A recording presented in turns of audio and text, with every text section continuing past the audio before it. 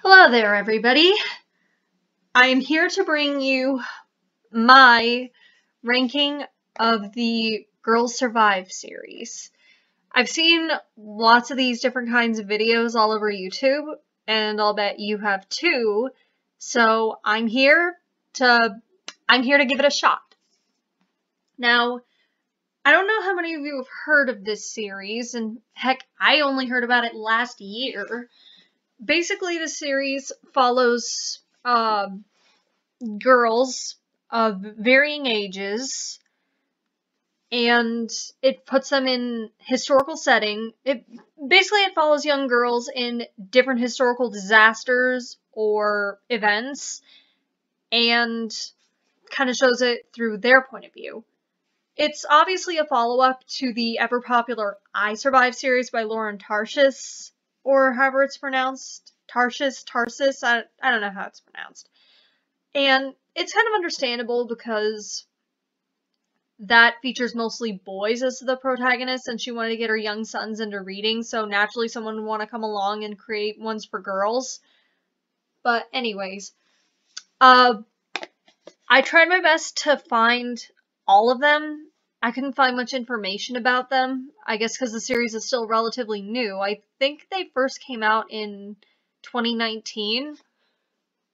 So I'm just ranking these, this isn't any sort of an objective, best books of all time. This is just me going over the ones that I could find and giving my own personal opinion on how good I think they are. So, enough chit chat, let's get started. What better place to start out than with the first one that I read, being Daisy and the Deadly Flu. Now, this one I'm not sure exactly where to put it, because I feel like part of me thinks that it was really interesting. It's definitely suspenseful, like you hear about this terrible flu going around and how it's taken so many lives, and plus it kind of, I mostly chose it because it was kind of relevant to what I was going through, what we were all going through, being in quarantine and stuff like that. I don't know. But at the same time, I couldn't help but feel like Daisy was acting like a little bit of a brat to her stepmother. And the ending is kind of a downer. Oh yeah, I should warn you. I'm not going to hold back any spoilers, so if you don't want any spoiled, then do not watch this video. Anyways, the ending was kind of a downer with her older sister dying, but at the same time, I can't help but give some credit to the author for I can't help but credit the author for doing something that's typically not done in a kid's book. You don't see too many kids books where someone in the main character's family actually dies. I'm gonna give it a B rank, but I'm gonna give it a B rank, but I'd probably give it like a B minus. Anyways, let's see. Mary and the Trail of Tears. I'm gonna give that a C rank, because the story itself was really interesting, with a Cherokee girl and her family being removed from their home, and kind of showing all the trials that come along with it. Some people claim that it romanticizes it because it has a happy ending, so they claim that it makes everything look okay. No, it doesn't. Considering that the book literally starts out with the main character's grandparents dying, one of natural causes and one being shot by a white settler, and the fact that they have to survive on barely edible food, getting dysentery, and all that stuff. Now, with all the praise I'm giving it, you're probably wondering why I'm giving it a C rank. Simple, because her older sister has a baby, and the baby ends up getting a fever and dying, and I understand that you want to show that this was a very tragic event that killed a lot of people, but maybe don't kill a baby in a book aimed at elementary schoolers, and maybe save that for a book that's actually meant to discuss this topic. I don't know, that could just be a personal thing because I had a really bad experience with someone close to me losing a baby. But anyways, let's go with Molly and the Twin Towers. Probably covering the most modern disaster out of all of them. I'm gonna give that a solid A rank, because I remember going into it at first, I thought Molly was kind of mean to her sister, Addie, but eventually she kind of, it shows that despite their differences and how Addie can get on her nerves, she really does care about her. And this book, I'm actually really surprised that this book actually not only featured a character who had two dads, but also talked about surrogacy, since Molly and her sister were born from a surrogate. And I don't think I've ever read a kid's book that talks about a surrogate, so that's pretty cool.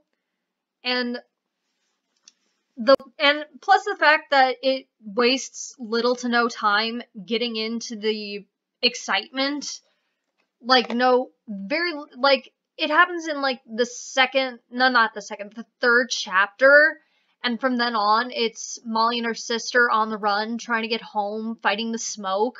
It's really, really cool. And plus in the end they actually mention that Molly and her family are all suffering from some form of PTSD, and they even bring in therapy dogs, and it shows how they're coping with the effects of the disaster. And it really ups the tension, given that one of her dads is a pilot and their grandmother is a paramedic. And that's also really cool, having a grandma who's not just your stereotypical old lady who likes to knit. You know, despite being a grandmother, you know, a lot of people nowadays are feeling a lot younger than they actually are, and that's really cool. So anyways, let's go with Anne Fights for Freedom. I just finished reading that one. I'm gonna give it a B rank. Again, very suspenseful, showing Anne and her family on the run in the Underground Railroad. And I like how it even explains why it's called the Underground Railroad, even though it wasn't a railroad and it wasn't underground. For those of you who don't know, it's called the Underground Railroad because it was very secretive, so that's why it was called underground. And even though it wasn't a railroad, they called it that because there were stations along the way for escaped slaves to stop and rest until nighttime. The only thing that keeps me from giving it an A rank is, while all the other books that I've read are written in a first-person perspective, that one's written in a third-person perspective. And I don't know why, because the author is female and also black. And plus she wrote another book, which is also written in the first person. I don't know, that just kind of confused me. But anyways, Alice on the Island, I haven't gotten a chance to read that one yet. But I'd like to if I can find it. Up next, there's Sarah Journeys West. I'm gonna give that a C, because I understand what they were going for, and it does a really good job at applying the concepts that kids might learn about the Oregon Trail in class by explaining why it is people moved west. In this case, for Sarah, it's because she and her family want to move to a place where people of color are treated more fairly. But it takes a really long time for any suspense or any action to really kick in, because you hear about all these horrible things happening, but unlike in Daisy and the Deadly Flu, it's not happening close enough to a point where it really feels like there's any sort of a legitimate threat until much later in the book. But anyways, let's see. Rebecca Fights for Freedom. I'm gonna give that one a solid A, because admittedly, I was a little bit reluctant about that one, just because I'm generally a little bit reluctant about the ones that involve war. I guess maybe I have some bias because I'm a girl, but that one was actually really good. It's about a girl who's delivering a letter to her father about a planned ambush, and it is definitely very exciting seeing this young girl having to explain why she's out here all alone while fighting the bitter cold. Anyways, now let's see. Leah braves the flood. I'm gonna give that one a solid B, because admittedly it didn't start out on the best note in my opinion, with this girl Leah wanting to go out west to be a cowboy. It was kind of giving me some strong Jack Kelly vibes. I don't know, maybe I was just biased, or maybe I was being unfair, but I don't know. Leah didn't really stand out to me at first, but I honestly thought her friend was okay. Well, they start out as enemies and then they become friends. I thought she was much more interesting, given that her family seemed to put a lot of pressure on her to get good grades so she could go to college. Though they kind of shot that later by saying she was actually just like Leah, where they actually wanted her to get married when she finishes school. But again, it's got some really good heart-pounding action with both of them having to put their differences aside and trying to make their way through tons of molasses. And it's definitely an interesting one, given the fact that it's a very unusual disaster. I'll give them that. Let's see. I feel like I've been a little too nice, so let's look for one that I can easily throw into the D category, and that would be Maria and the Black Plague. Now, some of you may be saying, how can a story about the Black Plague possibly be boring? Simple. Shock fatigue. Because this girl loses so many family members, and they keep dropping like flies, and you think that'd be sad, and it kind of is at first, but after a while, it seems to happen like almost every other chapter, to a point where it doesn't have that same effect, and you just kind of become used to it. We're just kind of like, okay, see ya. Like, it even gets to a point where when her father ended up catching the plague in the end, I was just like, okay. Like, literally, it didn't have that same effect. And that's not even mentioning the fact that before the main events of the plot even kick in, they established that her mom and baby sister had died. But anyways, enough of that. Carrie and the Great Storm, have not read that one yet, but looks like it'd be interesting given that it's about a hurricane, and Lauren Tarsis wrote one about Hurricane Sandy, and I think she is actually coming out with another one about a hurricane, about that same hurricane that this book is about. But anyways, let's see. Charlotte Spies for Justice. I'm not sure where I should put that because I haven't finished reading it, but I'm starting to kind of get into it. You know what? I think haven't read would be for books that I haven't read at all, so far I'm gonna put that in the B category just because I haven't read the full book, so I wouldn't feel right giving it an A until I've read the whole thing cover to cover. But it's definitely interesting. It sticks with the more consistent first-person perspective, and it's kind of interesting how we have a girl who we have a black girl who's actually not a slave, but a spy for the Union Army, so it makes her a lot more proactive. So, anyways, moving on. Maribel versus the Volcano. I'm gonna give that one a C. It was kind of interesting, but at the same time, I think it would have been way more interesting if this was through the perspective of Maribel's sister, who has asthma. Because they kind of mention that when Maribel's traveling through all the ash, you know, how she's like, if this is hard enough for me, I can only imagine how hard it'd be for whatever her sister's name is. Marisol? I don't remember. But, I don't know. It was interesting, but not as interesting as some of the other ones.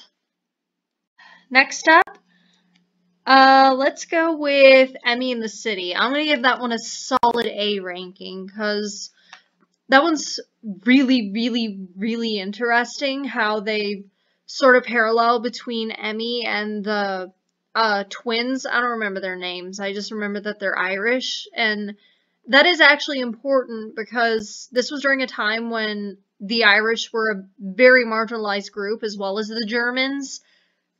Because, sort of like with Leah Braves the Flood, it's sort of that enemies to friends sort of thing where they start out as sort of bullies to Emmy, you know, calling her Kraut, which, if you don't know, is a German slur. And eventually, Emmy realizes that the twins don't really have it that much easier either, being of Irish descent, and also the fact that they come from a very big family, and a poverty-stricken family at that. They have probably had to carry on a lot more responsibility than kids their age should, given that the girl twin, you know, when they're all in the cemetery after outrunning the flames, they see a pregnant woman giving birth, and one of the twins mentions that she's actually helped her mother deliver the other babies, and that's a lot for a kid to take in. And it could lead to a lot of really interesting discussions about prejudice and discrimination and all that stuff. Alright, so moving on. Let's do Constance and the Dangerous Crossing. That is a Mayflower survival story. I'm gonna put that at a B rank, because what's kind of interesting is Constance is a little older than a lot of the other female protagonists who usually range in age from 10 to 13. Constance is 15, so we get a little interesting subplot with her and a boy that she likes, though he turns out to be a jerk. But I actually think that's kind of interesting, where you don't have the guy and the girl get together and it's not a perfect romance. Some people have said that I don't think it's up anymore, but I remember coming across a review where they thought it was like girl power, female propaganda, strong woman propaganda, feminist propaganda, where they were trying to say that since she was a servant girl, especially a girl, that her taking charge shouldn't have had any sway over the passengers, and they should have told her to get below deck, and that she would have been beaten. I mean, even if it's true, then it doesn't necessarily mean you have to include it, especially in a book meant for kids. And plus, people kind of tend to drop their morals when they're in a life or death situation. And despite the fact that it's constantly set at sea, it doesn't feel stale or boring at all. I don't know why, I just don't feel quite compelled to give it an A ranking, but oh well, it's still a great book nonetheless. Let's see. Lucy Fights the Flames, a Triangle Shirtwaist survival story. Have not read that one yet, but I would really like to, because I've heard about the Triangle Shirtwaist factory fire in school. I'm sure lots of kids have, since it's a big part of the Industrial Revolution and a big reason why we have fire exits nowadays. But other than that, I don't really remember much, and I'm not ashamed to admit it's mostly because I really like the cover. All of these books have very, very beautiful covers. Honestly, I wouldn't... If I were to rank them by how they look, pretty much all of them would get an A ranking, because they are all very, very well illustrated. But I'm ranking them on the actual quality of the books, and I can't judge that one because I have not read it. Alright, let's see... Hetty and the London Blitz. I'm definitely gonna give that one an A ranking, because it's interesting seeing this young girl and how the war affects her. You know, you have plenty of stories about how the war affects young people, but this one is especially interesting given the fact that we kind of start out with just dropping hints and glimpses about the bombings, and it gets to a point where a year has gone by and nothing's happened, so you, along with Hetty, you know, think everything's all well and good, but then it turns out that was just the calm before the storm, and the bombs come a-dropping. And I know a lot of these, pretty much all these books take place over a longer span of time, but as far as I know, this is the only one to actually take place over the course of several years, because we start out when Hetty is, I believe, 12 years old, and the book ends when she's 18, and you kind of see her going through it all. And even when she's safe in the countryside, the troubles don't end there, because she misses home, she misses her parents, and because she and her family are separated, the family they were originally meant to go to can't take on 3 children, so she and one of her brothers get this kind of crotchety couple, and her youngest brother gets the nicer family. So yeah, all around it's just really interesting. Let's see. Ruth and the Night of Broken Glass. Have not read it yet, but I really should, because it's kind of interesting how they managed to make 2 different stories from two different events, like with Anne Fights for Freedom and Charlotte's Fights for Justice, both taking place during the Civil War, but one is about the Underground Railroad and one is about a Union spy. So, same event, same overall event, 2 different stories, 2 different worlds. And that's also kind of what I'm curious to see about World War II, because we have 2 World War II stories. One is about a girl surviving the London Blitz, and one is about a German girl, a German Jewish girl. I know that because I read the summary. I haven't read the actual book, but I read the summary.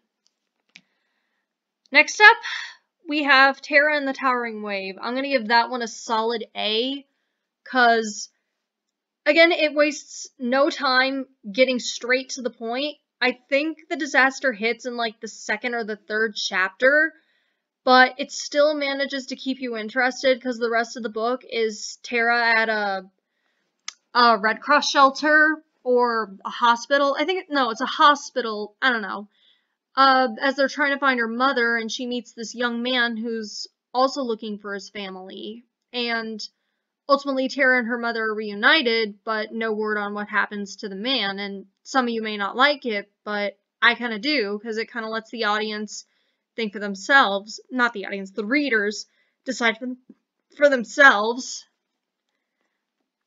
And anyways, Noelle at Sea, have not read that. That might be interesting, given that it's about the Titanic, probably one of the most famous disasters in history.